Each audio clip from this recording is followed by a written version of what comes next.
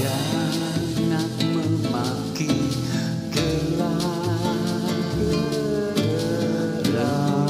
bercahaya di malam hari, pandai membenci gelap. Kilau bintang di malam hari, gelap. Bismillahirrahmanirrahim. Pemirsa tercinta yang dirahmati Allah Tuhan Yang Maha Esa, bersua kembali di kanal Hikmatologi.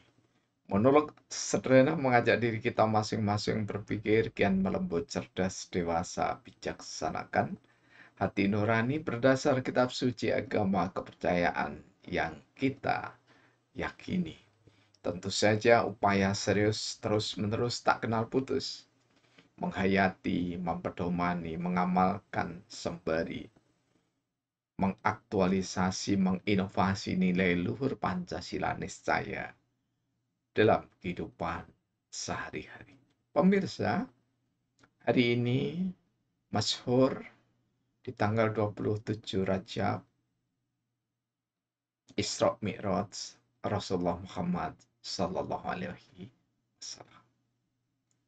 Dan mengapa peristiwa Isra Mi'raj senantiasa diperingati di setiap ada mukminin dan mukminat,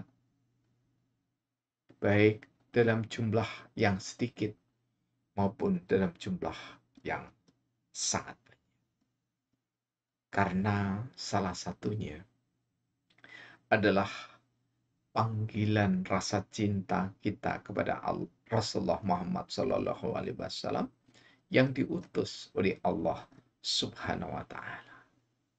Hanya saja, tak jarang masih bertebaran keterangan-keterangan yang mengatakan bahwa seolah kewajiban sholat itu hanya di masa Rasulullah Muhammad Sallallahu Alaihi Wasallam.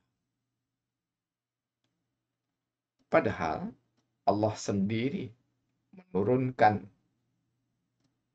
satu firman-Nya, la nufariqu baina ahadin min rasulih.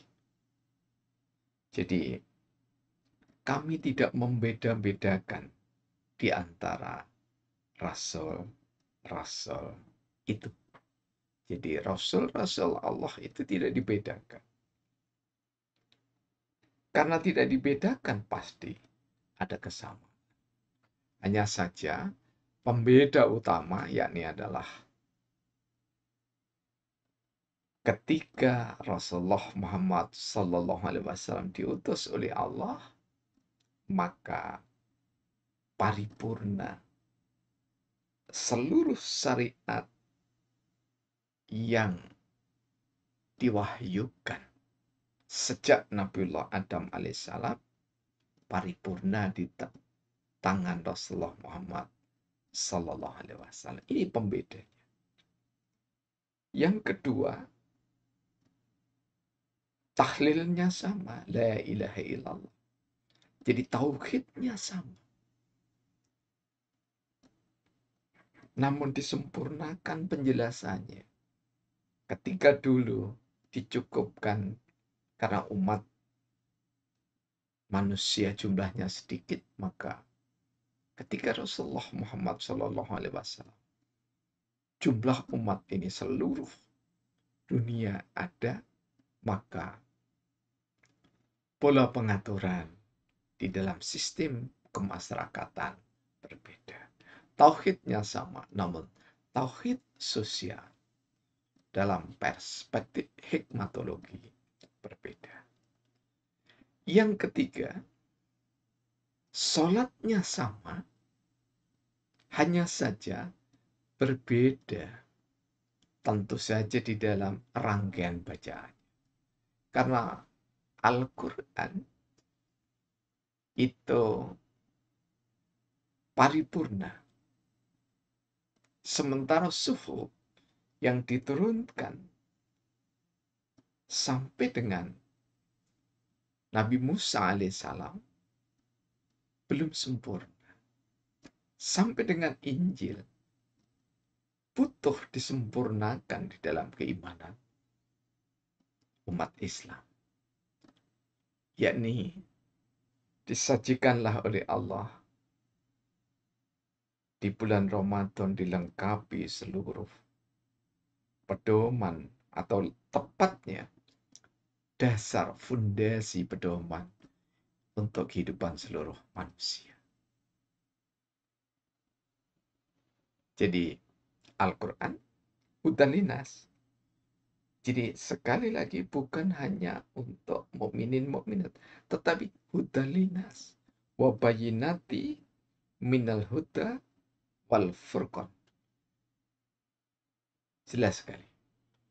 Petunjuk bagi manusia agar manusia tahu mampu membedakan antara yang benar dengan yang batil.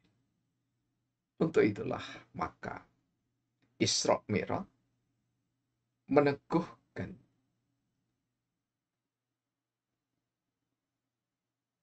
keparipurnaan syariat sholat.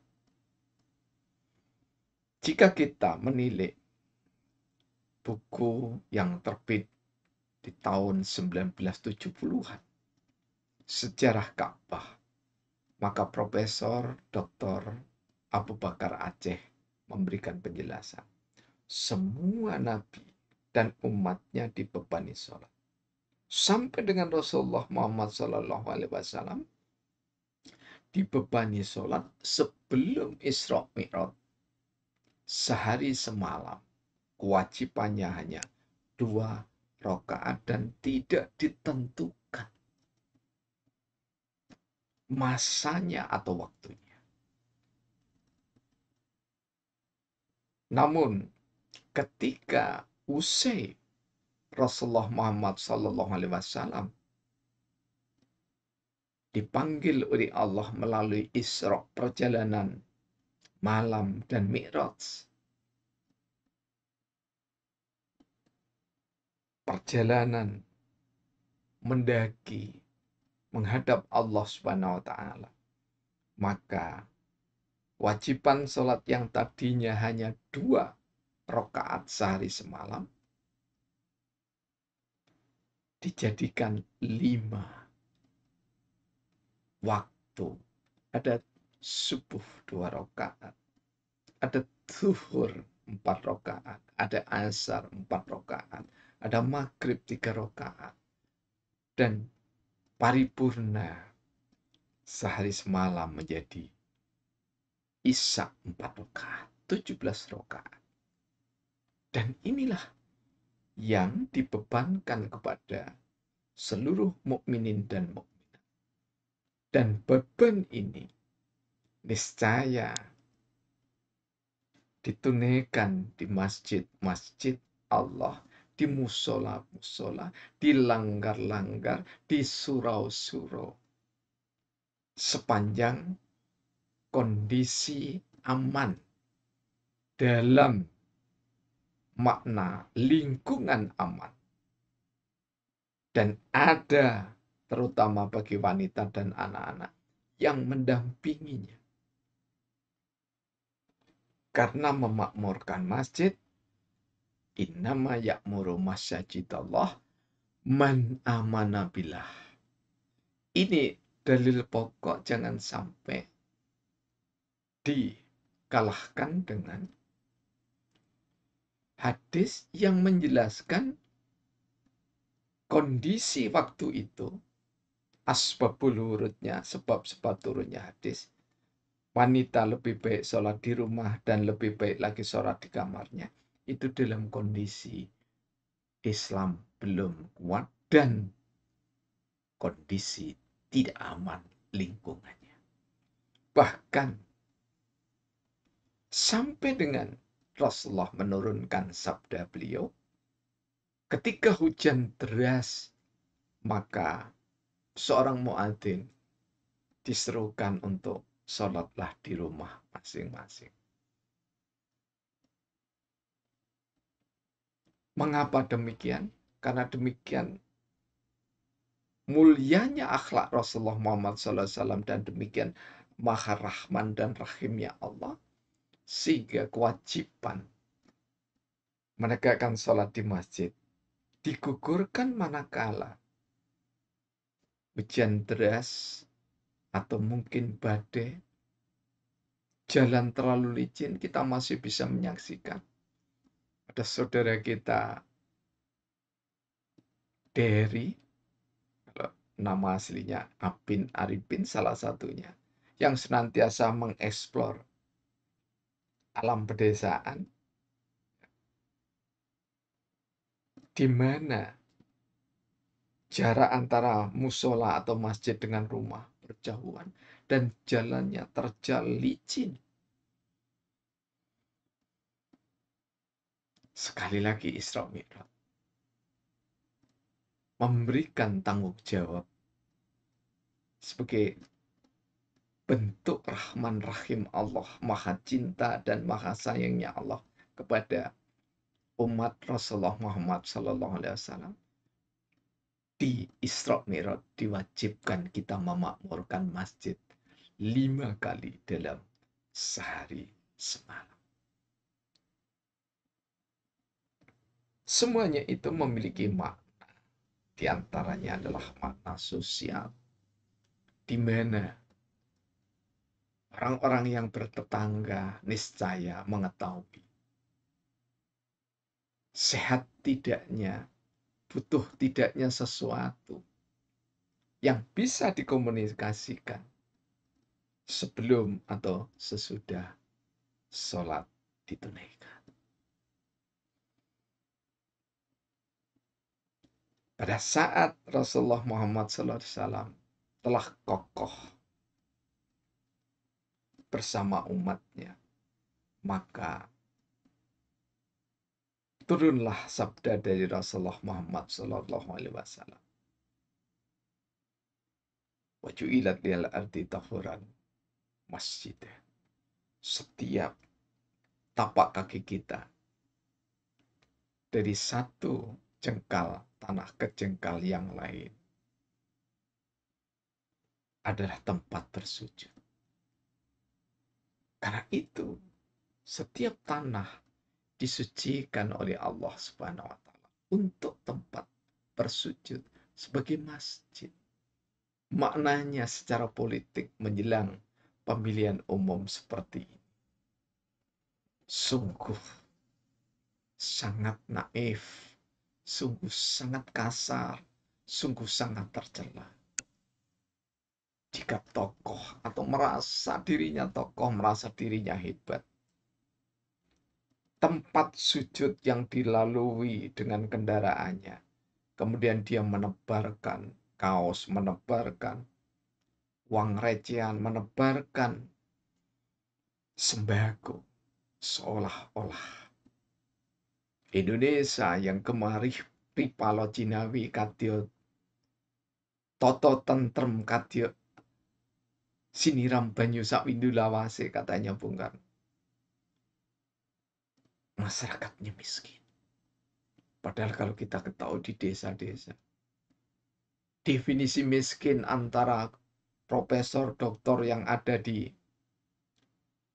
perguruan tinggi beda dengan saudara kita yang tampaknya butuh belas kasih.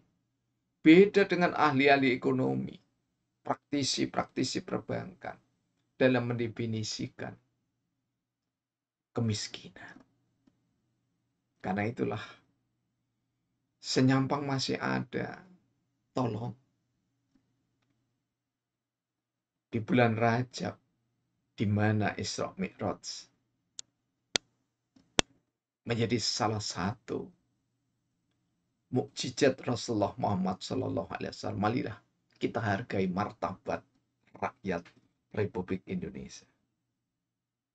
Jangan mendadak dermawan ketika pemilihan umum dilaksanakan. Jangan mendadak menjadi penyantun ketika pemilihan umum dilantunkan. Jangan mendadak menjadi orang baik, menyapa seluruh rakyat, berjabat tangan, dan yang lainnya. Padahal sehari-hari tidak seperti itu. Citra diri memang harus dibangun, tetapi pencitraan sungguh sikap perilaku yang memuaskan. Pemirsa yang dirahmati oleh Allah, masyarakat umum yang dimobilisasi tidak lagi menjadi rakyat, tidak lagi memiliki martabat yang berharga, tetapi ketika dimobilisasi menjadi massa, dan massa itu tidak terikat dengan syariat agama, tidak terikat dengan aturan kepercayaan, tidak terikat dengan etika peradaban. Karena tidak terikat, maka rasa malu seolah diabaikan, bahkan tersingkirkan. Sungguh yang tidak punya malu adalah orang-orang yang dianggap tokoh, tetapi dia tidak menjadi orang yang terdepan di dalam menjunjung tinggi nilai etika yang sopan.